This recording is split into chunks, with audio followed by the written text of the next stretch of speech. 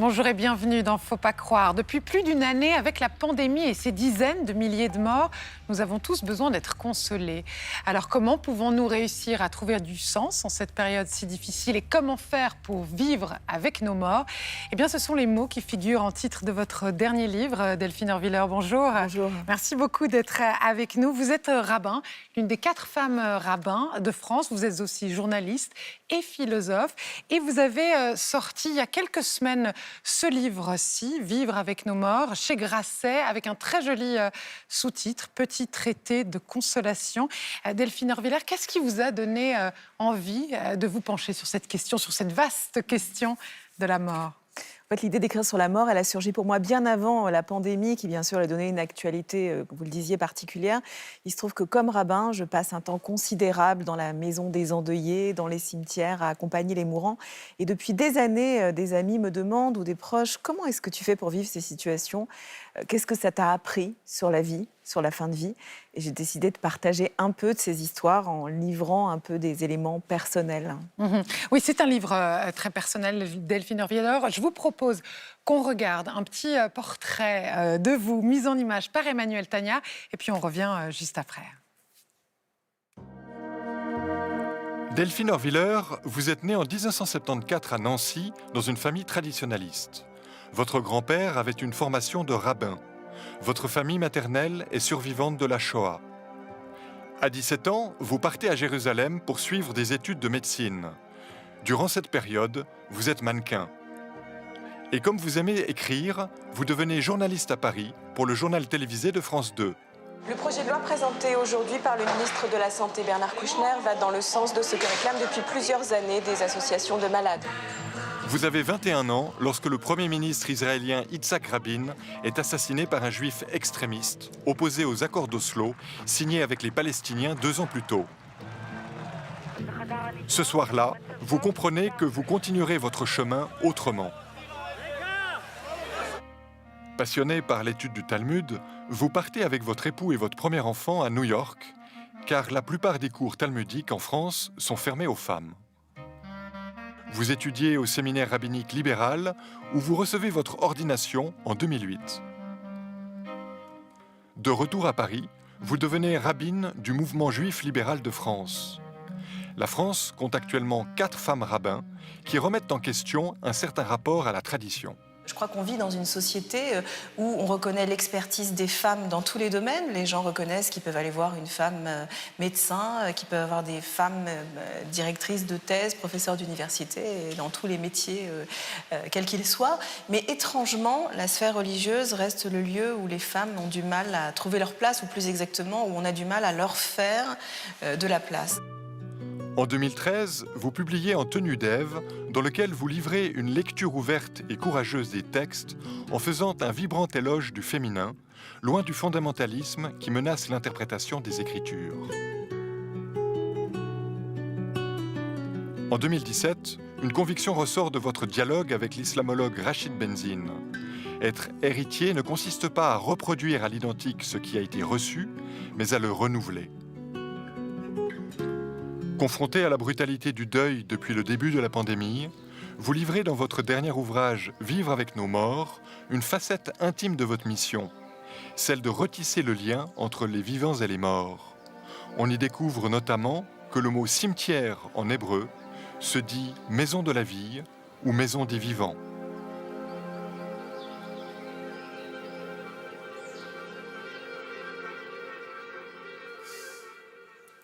Delphine Horviller, ce livre, Vivre avec nos morts, c'est un composé de 11 récits de deuil, des récits que vous écrivez à la première personne, des récits que vous avez vécus.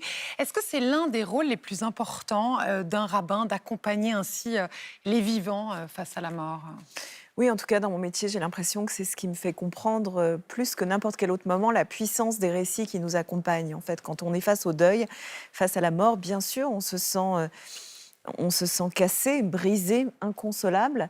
Et la seule chose qui peut nous aider, souvent à traverser cette nuit, cette obscurité, c'est les histoires qu'on nous raconte. C'est-à-dire la capacité à se projeter dans des histoires qui ont été racontées de génération en génération, c'est la force des récits religieux, mais en fait qui ont la capacité de résonner différemment dans des situations inédites. Et moi, c'est ce que j'essaie de faire effectivement aux côtés des endeuillés, et ça ne marche que si c'est raconté de façon très personnel, en fait. Celui qui accompagne les endeuillés doit être, je crois, en contact avec ses propres cassures, ses propres brisures et sa propre vulnérabilité.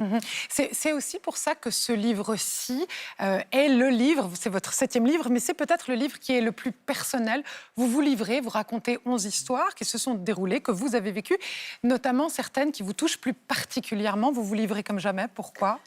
En fait, quand j'ai commencé à écrire ce livre, j'aurais pu l'écrire au départ, et c'est ce que je m'étais dit, comme un essai. Moi, j'ai écrit beaucoup d'essais, de livres de pensée juive, et quand j'ai commencé à écrire ce livre sur la mort, assez rapidement, c'est comme si le livre lui-même me disait: je ne te laisserai pas le choix, tu ne pourras pas parler de la mort et du deuil si tu n'es pas prêt à te raconter davantage. J'ai donc dû raconter dans ce livre des choses personnelles, pas juste des histoires de gens que j'avais accompagnés, mais aussi la façon dont c'est entré en écho avec mes propres deuils.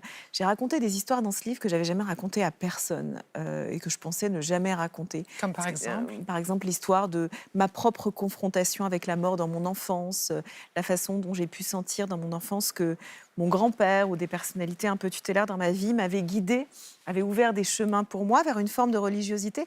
C'était des histoires un peu secrètes, je ne pensais jamais les raconter. D'ailleurs, c'est troublant pour moi parce que dans le contexte de la sortie de ce livre, de mon contact avec les lecteurs, je suis amenée à raconter encore et encore ces histoires, et j'ai toujours une question intérieure. Je me demande si ce n'est pas une forme de violation d'un secret que de raconter encore des histoires qui sont si personnelles. Il y a toujours une peur d'une forme d'impudeur dans le récit. Et c'était le chemin pas évident que j'essayais de tracer avec ce livre.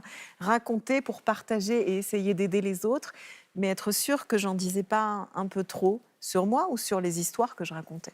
Ce que vous ne dites pas, Delphine Orviller, dans le livre, c'est si vous avez peur ou non véritablement de la mort. J'ai peut-être la sensation fausse où je me dis, quand on côtoie la mort de manière si fréquente, quand on est rabbin, quand on récite le Kaddish, la prière des morts dans un cimetière, est-ce que peut-être on n'est pas un peu immunisé contre la peur de la mort ? J'adorerais vous dire que si, mais malheureusement, c'est pas vrai. En réalité, parfois la philosophie affirme qu'on peut apprendre à mourir, mais moi, c'est pas mon cas. J'ai pas l'impression que mon contact quotidien avec la mort fait que j'en aurais moins peur, qu'elle me terroriserait moins. Je crois qu'il n'y a rien de plus normal que d'avoir peur de la mort, et le fait de la vivre au quotidien, de l'accompagner, ne vous immunise pas contre ça. Je raconte dans le livre, peut-être pour me rassurer de ce point de vue-là, l'histoire d'un très grand homme de notre tradition qui s'appelle Moïse. Moïse, c'est l'homme qui a vu Dieu en face à face, l'homme qui aurait peut-être eu toutes les raisons du monde d'avoir un peu moins peur de mourir que les autres hommes. Et pourtant, la tradition est claire avec ça. On nous raconte que Moïse était terrorisé à l'idée de mourir. Donc en fait, on n'apprend pas nécessairement à mourir. Mais je me dis souvent que si, pendant la vie, on peut apprendre à vivre, c'est déjà pas mal. En plus, dans cette période qu'on a traversée, cette période de pandémie, qui au fond a entremêlé un peu la vie et la mort dans notre quotidien, plus qu'avant, ça, vous le racontez de manière très concrète dans le livre. J'ai eu peut-être cette impression-là, et vous allez me dire si c'est juste ou pas, qu'au fond, cette mort qui était peut-être considérée comme un scandale dans notre monde contemporain, était venue dans notre quotidien. Oui, en fait, la vie et la mort se tiennent la main. Mais c'est vrai que dans nos sociétés modernes, technologiques, on a l'impression qu'on peut tenir la mort à distance. On a l'impression de vivre dans des sociétés où on dit à la mort qu'elle peut nous rendre visite, de préférence aux heures de fermeture au public, dans les services de soins palliatifs ou les soins d'urgence. Et on fait comme si la mort n'habitait plus nos espaces de vie. Mais en fait, on sait que c'est pas vrai. Et quand surgit une crise comme celle qu'on vient de vivre, on voit à quel point la mort est partout autour de nous. C'est pas qu'elle a opéré un grand retour, c'est qu'elle n'est jamais partie. Et tout à coup, il faut apprendre à vivre avec elle, avec son caractère audible dans nos vies. Elle est là tout autour de nous. Et c'est même un élément du vivant. Vous savez, on a tort de s'imaginer qu'il y a la vie d'un côté, la mort de l'autre. En réalité, tout au long de notre vie, il y a plein de choses en nous qui meurent, à commencer par des cellules. Là, pendant qu'on se parle, il y a plein de cellules dans notre corps qui sont en train de mourir, et c'est même la condition de notre santé. Il faut que quelque chose de nous meure en permanence. Et puis, il y a plein d'autres choses qui meurent dans nos vies. Parfois, nos idées meurent, nos idéologies, nos rêves, nos amours. Plein de choses qui font que pour continuer à vivre, il faut accepter que quelque chose en nous s'arrête. Et la question, c'est comment on fait pour accepter ça ? Que dit le judaïsme ? Vous êtes rabbin, Delphine Orviller, rabbine. Que dit la tradition juive sur peut-être une éventuelle vie après la mort ? Alors là, c'est une question extrêmement complexe parce que contrairement à d'autres traditions religieuses, le judaïsme dispose d'un éventail de spéculations sur ce qui peut se passer après la vie. Vous allez trouver dans la tradition juive bien des idées mêlées les unes aux autres. Il y a des gens qui vous disent qu'après la vie, on repose au jardin d'Éden, qu'après la mort, notre âme va s'unir avec le Créateur dans les hauteurs sublimes. On trouve une théorie rabbinique assez normative qui suggère qu'au moment où le Messie viendra, il y aura une résurrection des morts.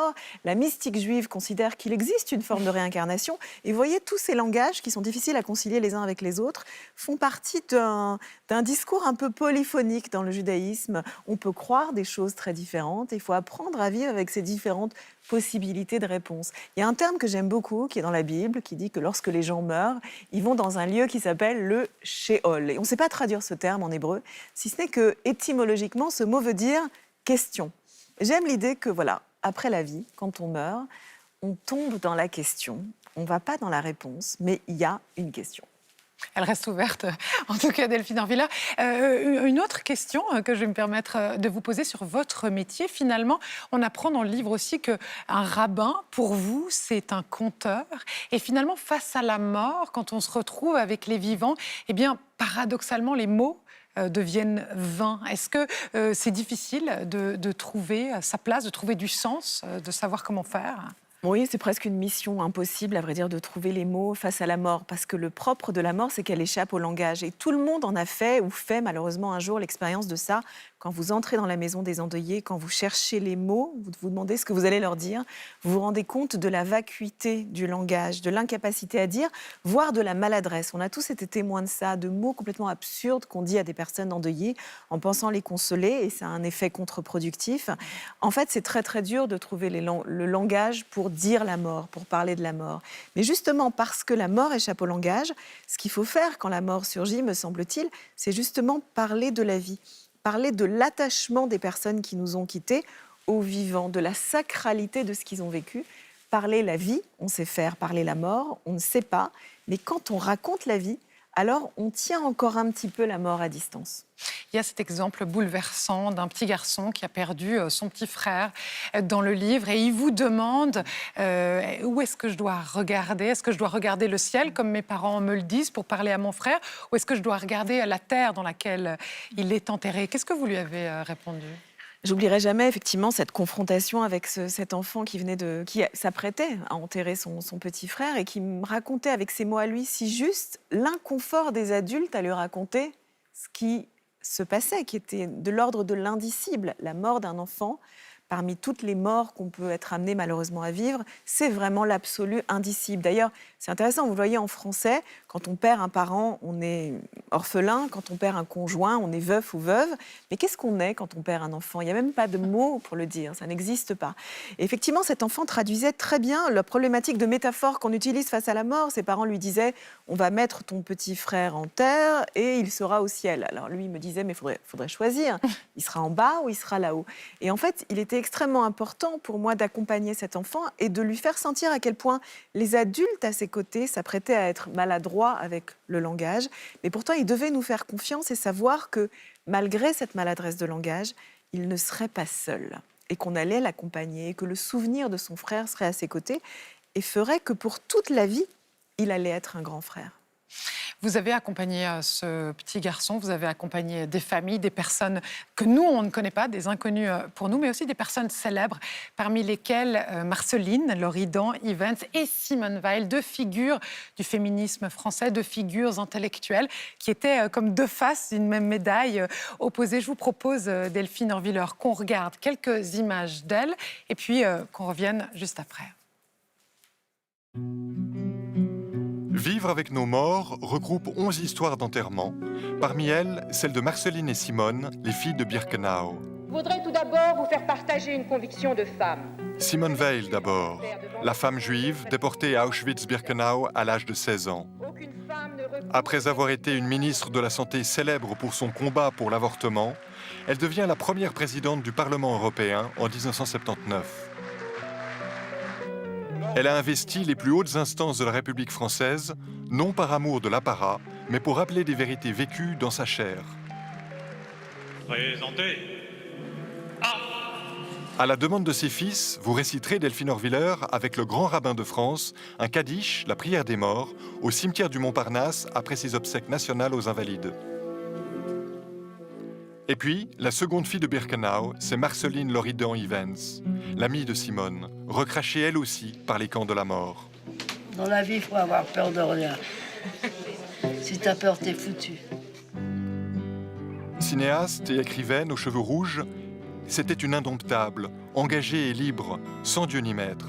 Sa seule crainte, que le monde oublie l'horreur dont elle portait le témoignage, meurtrie à jamais par sa déportation à l'âge de 15 ans. Bien sûr, on peut se laisser aller vers la mort, mais on peut aller vers la vie encore autant qu'on peut. Et peut-être qu'il arrive un moment où on ne peut plus. Mais tant qu'on peut, il faut tenir. Il faut vraiment tenir. Il n'y a pas d'autre solution que la force de vie qu'on a en nous. Voilà. C'est ce que je pense profondément. Marceline et Simone, les deux faces d'une même médaille, celle d'une conscience en action. Des images poignantes, Delphine Orviller, qu'est-ce qu'elle vous inspire? À chaque fois que je vois ces deux femmes côte à côte, je pense bien sûr au message qu'elles nous ont laissé, à ce qu'elles ont pu représenter pour ma génération, pour bien des femmes. Je pense souvent au fait que leur vie ressemble un peu à leur coiffure. C'est-à-dire que Simone avait ce chignon un peu tiré, ce sens du devoir, alors que Marceline, c'était un peu le féminin sauvage et indomptable. Et en fait, à elles deux, je trouve qu'elles racontent très bien deux possibilités d'être femme, deux voix en nous qui dialoguent en chaque femme. Moi, j'ai souvent l'impression qu'en moi, il y a la voix de Simone et la voix de Marceline qui débattent et qui souvent se disputent. Oui, vous le dites dans le livre, souvent elles se disputent en vous. Racontez-nous aussi cette anecdote très très marrante, en plein drame, en plein deuil de Simone Weil. Marceline, sa sœur de Birkenau, elles s'appelaient ainsi l'une et l'autre parce qu'elles ont été toutes deux déportées ensemble. Elle vous dit, en plein enterrement, qu'est-ce qu'elle vous dit, Delphine Orviller? On est assis effectivement sur la place des Invalides, on vient de voir ces images, on est côte à côte et le cercueil est là, le président de la République, Emmanuel Macron, est en train de parler et Marceline se penche vers moi et à l'oreille elle me dit « Tu crois que je peux allumer un pétard maintenant ?» Et en fait, il n'y a que Marceline qui pouvait prononcer ces phrases, elle aurait pu tout faire parce qu'on aurait pu tout lui passer, mais surtout parce que, comme vous l'avez dit, elle avait été déportée à l'âge de 15 ans et Marceline, elle disait toujours qu'on a toute sa vie l'âge de son traumatisme et elle, toute sa vie, elle a eu 15 ans, c'est-à-dire l'âge d'être un peu effrontée. Et rebelle. Vous avez prononcé, Delphine Orviller, le Kaddish lors de l'enterrement de Simone Weil. Le Kaddish, c'est la prière juive des morts. Et là, un site d'information juive a nié, au fond, ce fait-là, a contesté le fait qu'une femme puisse dire ces mots. Oui, c'est à la fois anecdotique et symbolique. Il se trouve que ce jour-là, simplement à la demande de la famille Veil, je me tenais aux côtés du grand rabbin de France pour soutenir les enfants de Simone Veil dans la récitation du Kaddish. Mais effectivement, un site plutôt orthodoxe du judaïsme avait tenu à nier cette information, la jugeant sans doute scandaleuse, l'idée qu'une femme puisse réciter cette prière, quelque chose de contesté au sein d'un judaïsme très conservateur, la possibilité pour les femmes de prononcer cette prière. Mais effectivement, c'était très révélateur qu'au bord de la tombe de Simone Veil, dont toute la vie et le combat illustraient la possibilité pour les femmes d'avoir une voix, d'avoir une place, d'avoir une liberté, une émancipation, de contester la possibilité de la parole féminine au bord de la tombe de Simone Veil, c'était ô combien symbolique. La question du féminin, Delphine Orviller, dans les religions, reste encore aujourd'hui, au XXIe siècle, un sujet de tension. Oui, mais je crains que ça le reste encore très longtemps parce qu'on a l'impression d'avancer sur ce sujet. Bien sûr, la révolution féministe a trouvé des traductions dans bien des domaines, y compris dans la pensée religieuse, mais ça avance très lentement et ça suscite des résistances extrêmement fortes. Et ce n'est pas surprenant parce que, à travers la question des femmes et du féminin, est toujours posée la question de l'altérité, de la place qu'on est ou qu'on n'est pas prêt à faire à l'autre. Et donc un système, particulièrement un système religieux, qui ne fait pas de place aux femmes, raconte toujours quelque chose de sa difficulté à faire de la place aux autres quel que soit le visage de cette altérité. Donc voilà, je crains que ça reste encore longtemps un sujet de tension. Je l'ai dit en début d'émission, Delphine Orviller, vous êtes l'une des 4 femmes rabbines de France. Il n'y en a pas en Suisse. C'est encore un métier qui n'est pas considéré, où les femmes ne sont pas considérées comme aptes. Ça reste peut-être même une question, un scandale dans certaines traditions. D'ailleurs, le consistoire français, je crois, juif, ne vous reconnaît pas en tant que rabbin. Comment est-ce qu'on vit à l'intérieur de soi quand on est religieuse ou quand en tout cas on est peut-être un porte-parole de sa religion, cette déchirure-là? Vous savez, au sein du judaïsme, il n'y a pas une voix, il y en a plusieurs et il y a toujours eu plusieurs voix, une polyphonie de voix, c'est vrai d'ailleurs pour les autres traditions aussi. Donc aujourd'hui, au sein du monde juif, il y a des mouvances progressistes, il y en a aussi en Suisse, il y a une synagogue libérale ici à Genève, et puis il y a des mouvances plus traditionnalistes. Et souvent, au sein des mouvances traditionnalistes, il y a cette idée que beaucoup de gens s'imaginent qu'ils seraient plus authentiques que les autres, alors que moi, je considère que la richesse de notre tradition, c'est justement de ne jamais dire qu'une des voix est plus authentique qu'une autre sensibilité. La tradition parle par des voix plurielles. Il faut être capable de percevoir ça comme un vrai trésor, comme une vraie chance. Mais c'est vrai que c'est un discours qui est toujours plus facile à tenir du côté des voix progressistes. Vous vous considérez comme un rabbin féministe? Je me considère comme féministe et rabbin et juive. Il m'est arrivé d'écrire que je n'étais pas une juive féministe, mais juive et féministe. Que je veux dire par là, le distinguo, c'est que je ne cherche pas à trouver à tout prix dans les textes religieux du féminisme, parce que je trouve que ce serait vouloir greffer de force une idéologie ou un agenda politique sur des textes anciens qui ont été écrits et composés dans des contextes extrêmement différents. Mais je crois profondément, viscéralement, que la chance de notre génération, qui a vécu la révolution féministe, c'est de pouvoir proposer des lectures nouvelles qui ont la capacité de nous émanciper et donc d'enrichir la tradition de ces voix féministes. Enrichir la tradition au point parfois de dire ou de vous rendre compte, tiens, je suis un rabbin laïque. Alors ce terme de rabbin laïque, il m'a été un peu accolé, on m'a presque, c'est pas un terme juif, on baptisé de ce terme un jour malheureusement dramatique de notre histoire récente, au jour des obsèques d'Elsa Kayat, une des femmes assassinées à la rédaction de Charlie Hebdo, la seule femme assassinée dans l'équipe de Charlie Hebdo. Et ce jour-là, la famille d'Elsa Kayat, effectivement, m'a présenté à l'assistance comme un rabbin laïque. Mais ce qu'il voulait dire par là, c'est que de leur point de vue, j'étais un rabbin qui allait pouvoir avoir un discours compatible avec leur attachement à la laïcité.